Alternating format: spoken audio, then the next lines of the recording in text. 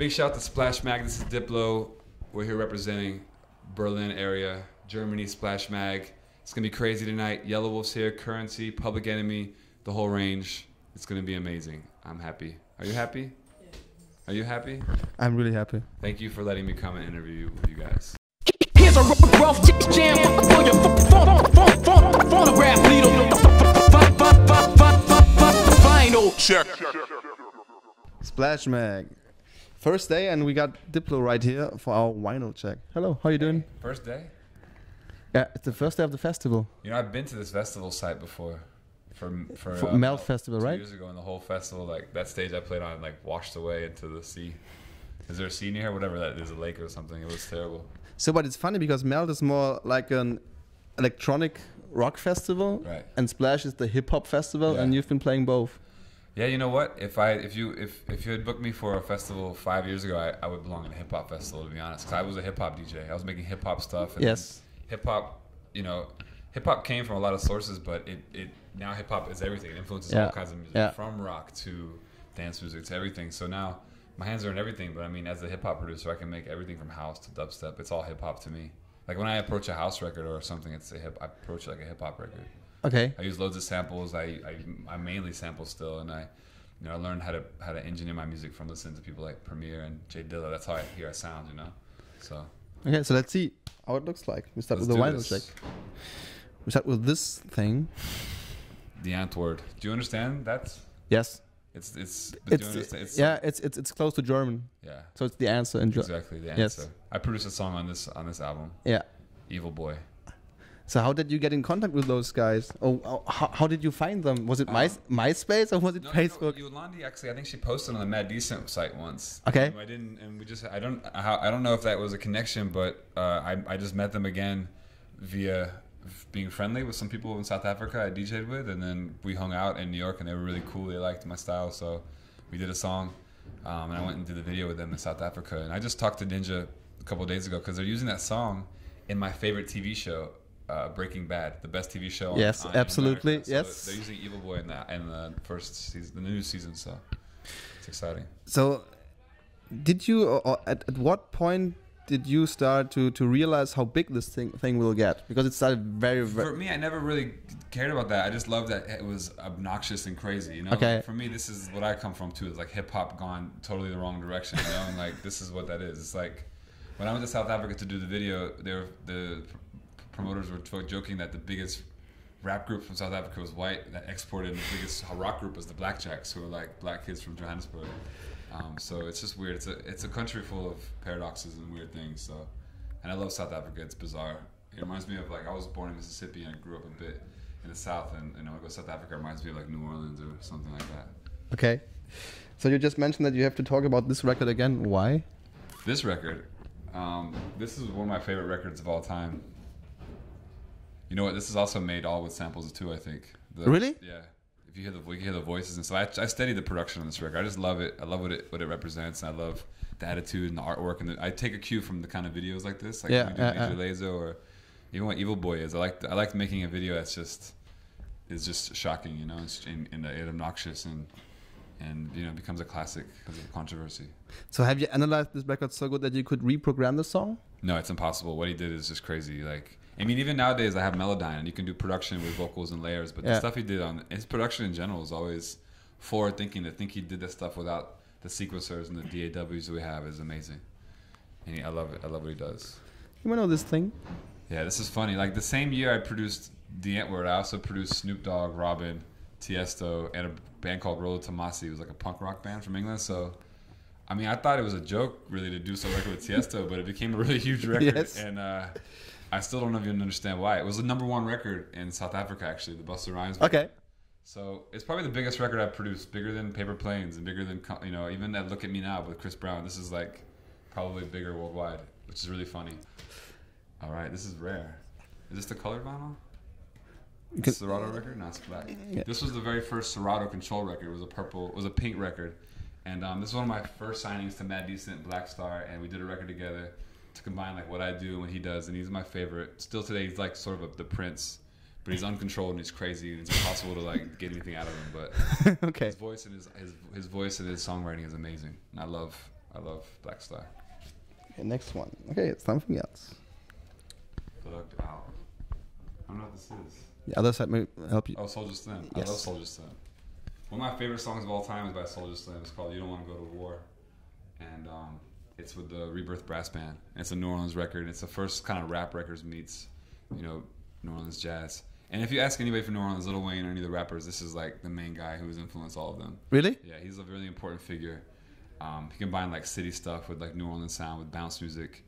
And he actually made bounce music commercial for a time. You know, now it became more instrumental and Yes. DJ tools, but Soulja Slim is really important. I love the New Orleans scene. It's the most important for me because I'm from the South, and what they did with like electronic music, they were more influenced by Mantronics and Man Parrish. Yeah. And that's what I'm influenced by. So Okay. they took that and made it into hip hop sound. And you know, you wouldn't have any crunk anything if you didn't have the New Orleans, the early bounce scene, the early, the sort of like, you know, with like Salt Shaker is the kind of twerk music is what it's called. Okay. Bounce and twerk came from New Orleans, and that's like kind of the genesis of everything you have nowadays. All the way from Yellow Wolf to, you know, Little B to, you know, Rick Ross. All kind of, you can all catch it back to New Orleans sound.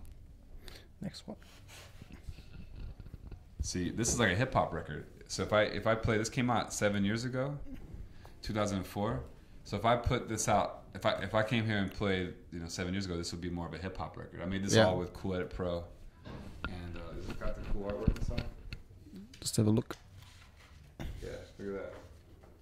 This is a drawing my friend did. It's pretty crappy, but look, it's like fantasy world. This is what my dreams used to be like. Just naked girls and dinosaurs and swamps. But I made this all with Cool Edit Pro, which didn't even have a sequencer, just a one-track sampler.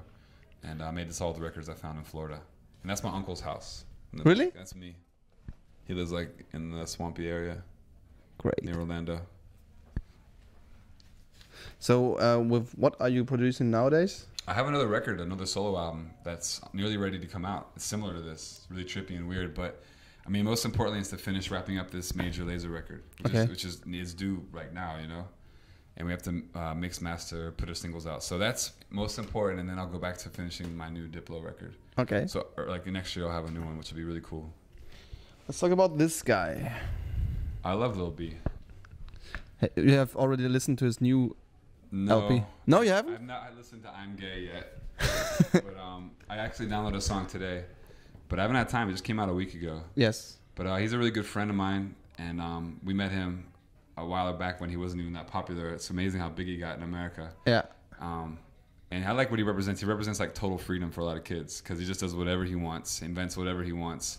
His songs, he has an album called I'm Gay. He's got songs called I'm a Pretty Bitch. He's got songs called I'm Paris Hilton, I'm Justin Bieber. It's just total stream of consciousness rap gone crazy. He's actually like a meme come to life. He's almost a spam bot. On Twitter, he follows more people than follow him. That's like 300,000 people. So, and he did a record with us on the Gucci Man mixtape we did. Yes. Which is amazing. I just love what he does. And he's got such a good attitude. And it's so nice. And he really is all about positivity, which you don't have a lot in hip hop anymore. And he just is so positive. He just has some kind of, I don't know if he's addicted to Ritalin or what, but he's just so positive.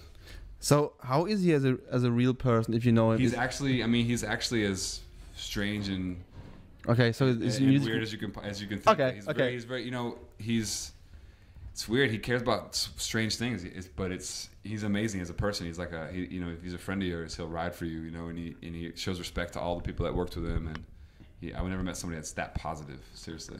Okay. Even at his shows, he just stops the music and just talks like Oprah Winfrey self-help style for like 20 minutes before going to another song. And kids love him. His shows are crazy in America. People are going there with spatulas, getting autographed.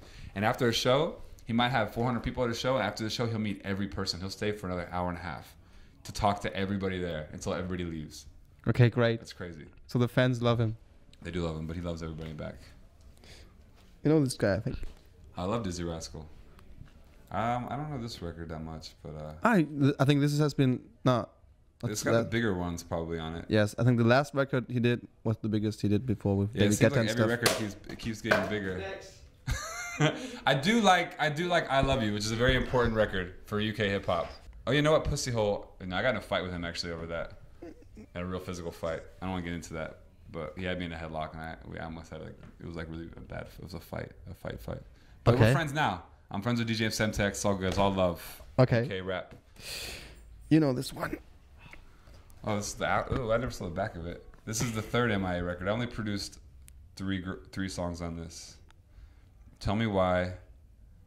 I forget what else. Born Free I did with Switch, and It Takes a Muscle, which is a cover song. So how is producing with an artist like her?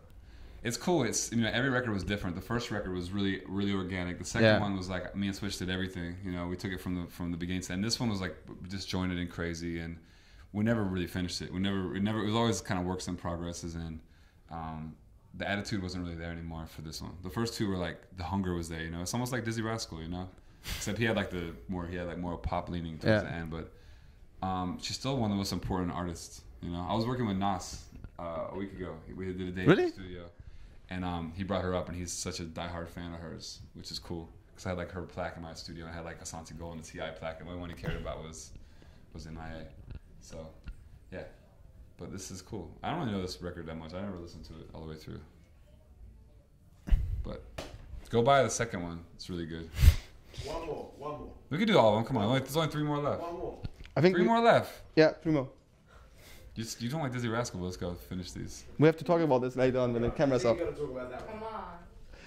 We got 2. Okay, 2 picture discs. Did I make most of these? because This is great artwork. Another one Ferry Gal did. He's the artist for all the Mad Decent records. And this is like, I was in the studio with Little John for a while. We did this record for his last album, but never made it. So we put it on Mad Decent. It's called You Don't Like Me, I Don't Like You. It's kind of like old school Little John, you know, like when you hear like B.I.B.I. and the old stuff he did with the East Side Boys. But it's a dubstep thing. This is Major Lazer. yes, Which is the awesome picture disc done by Ferry Gal, another one he did for us. And this is one of my best records all the way through. I'm really proud of it, and we're almost finished on a new album. It should be done by the end of August, but not out until next year. Okay. last one. And we have a cartoon on Cartoon Network and Adult Swim pretty soon. It's going to start up. Great. We've already done our first episode. I don't even have this album yet, but I'm a huge Gucci Mane fan. We've done work with him. He's rapped on the Rusco album. We've done 2 mixtapes for him at Mad Decent. We actually did a new project together. I don't know if it'll get finished, but I did a record with these guys in Atlanta called Heroes and Villains, and they're managed by Gucci's manager. So hopefully we finish this track. But I love him. He's such a productive guy. He makes like an album a week. I can't believe how busy he is. He's in jail every other week. So that's real hip hop. There we go. Gucci Mane. Thank you very much. Thank you. It was great. Nice talking to you.